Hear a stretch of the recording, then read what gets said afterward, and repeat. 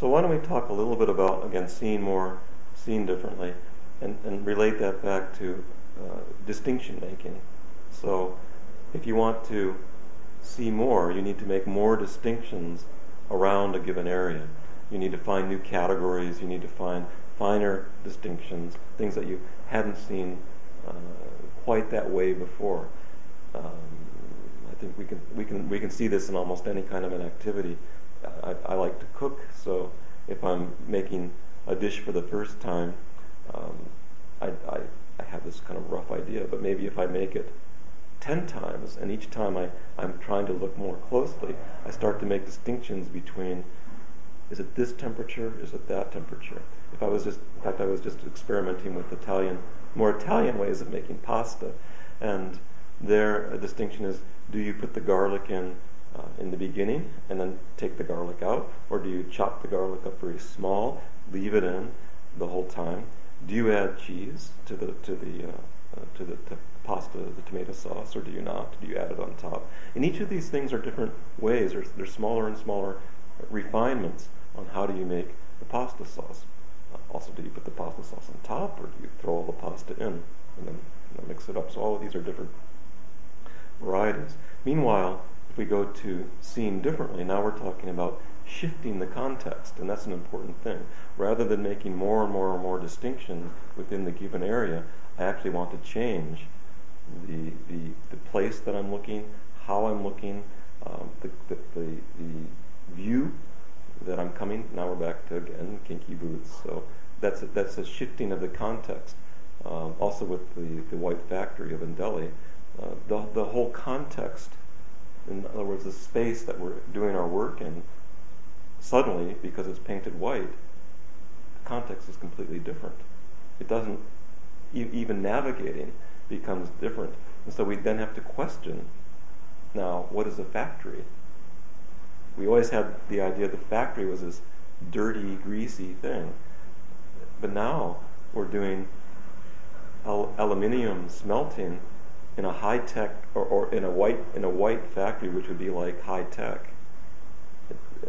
So it's messing around with the context, and then in that you can begin to see things quite differently. You can start to rethink the notion of what is factory, what is the notion of factory work, what is the notion of how I relate to the manager. All of these things now can come into the question.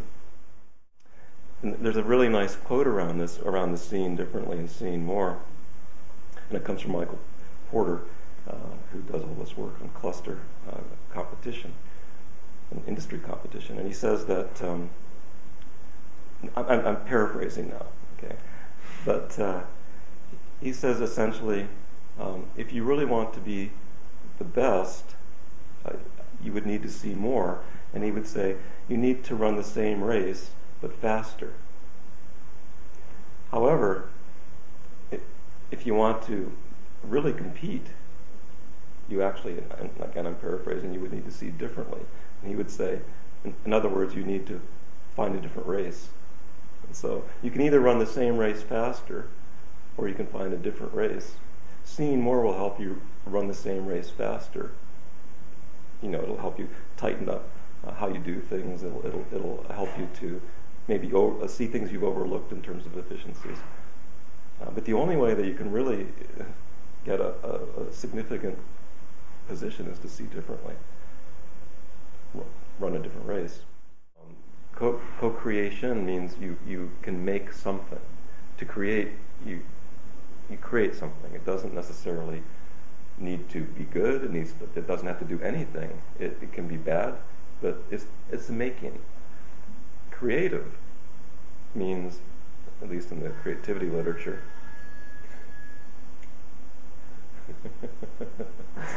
so I'll go back. So creative means, in the creativity literature, means new and useful. So it must be new, then it must be useful. If you just have useful without new, it's not good, it's not creative. If you have new without useful, it's not. So we have the root words, kriya, are the same ones, but we have different processes. So I think a lot of organizations, yes, by definition, they are co-creational. We are co-creating stuff together. That's what we do. That's what organization is.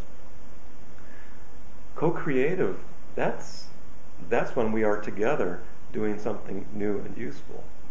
That's when we somehow, with the boss, with one another, are coming to something new. And this is, I think, and useful.